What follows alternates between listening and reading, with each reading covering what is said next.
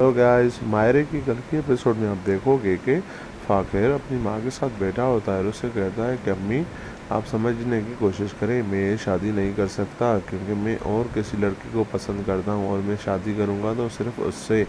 और वैसे भी मुझे भी शादी करनी नहीं है क्योंकि मैं छोटा हूँ और मुझे आगे पढ़ना है, इसलिए मुझे शादी के झंझट में ना फंसाएं तो बेहतर होगा। और इन्हें भी अभी छोटी है, उसका भी आप ख्याल करें।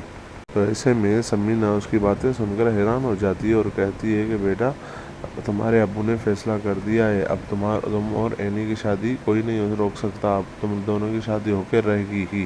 तो ऐसे में फाखिर अपनी अम्मी को कहता है कि अम्मी अगर आप लोगों की ये ज़िद है तो मैं ये घर ही छोड़कर चला जाऊंगा, फिर तो शादी नहीं होगी ना। और फिर गुस्से से उठकर कमरे से बाहर चला जाता है। तो ऐसे में समीना फाखिर को कहती है कि तुम ऐसा कुछ नहीं करोगे, ऐसा ना हो कि तुम्हारे अब्बू की जान चली जाए ये तुम्हारी हरकत की वजह से।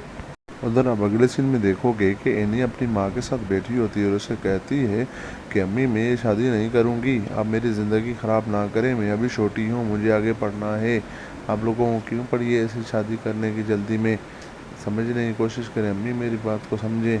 तो ऐसे में आयशा इन्हीं को कहती है कि बेटा मैं मजबूर हूँ, मुझे माफ़ कर दो, तुम्हारी शादी होकर रहेगी क्योंकि ये तुम्हारे बाबा का और फैसला है। उधर हबीब अपनी बीवी आयशा से कहता है कि क्या इन्हीं राज़ी हो गई, आप तुमने इन्हीं को समझा दिया। तो ऐसे में आयशा कहती है वो समझ ही नहीं रही है, वो कह रही है कि मेरी अभी छोटी उम्र है, मैं कैसे शादी करूँगी, आप लोग मेरी ज़िंदगी बर्बाद कर रहे हो, बस एक बार शादी हो जाने दो, एनी सब ठीक हो जाएगी। और सोचो कल तुम कैसे अपने और एनी के लिए जेवर पसंद कर रही थी, क्या कभी ऐसे जेवर ले सकोगी, सोचो, बस सब कुछ ठीक हो जाएगा, बस एक बार शादी हो जाने दो। से में आयशा हबीब को कहती है कि जेवर खुशियाँ तो नहीं दे सकते ना, जब तक हमारी बेटी खुश नहीं होती हम कैसे खुश रह पाएंगे।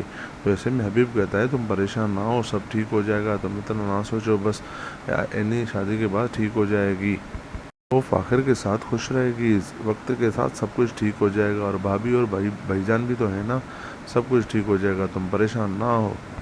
ज़रा अब आखिरी सीन में देखोगे कि समीना अपने बेटे फाखिर को ढूंढते ढूंढते ऊपर उसके रूम में चली जाती है। तो क्या देखती है कि फाखिर रूम में नहीं होता है और इधर उधर देखने से भी नहीं मिलता। तो उसकी नज़र एक अलमारी पर पड़ी होती है। तो अलमारी पर जैसे नज़र पड़ती है तो वहाँ देखती है कि वहाँ पर कुछ भी नहीं है, मतलब जो फाखिर ने कहा कि मैं घर छोड़कर चला जाऊँगा वो उसने करके दिखाया। फिर समीना परेशान होकर बेड पर बैठ जाती है।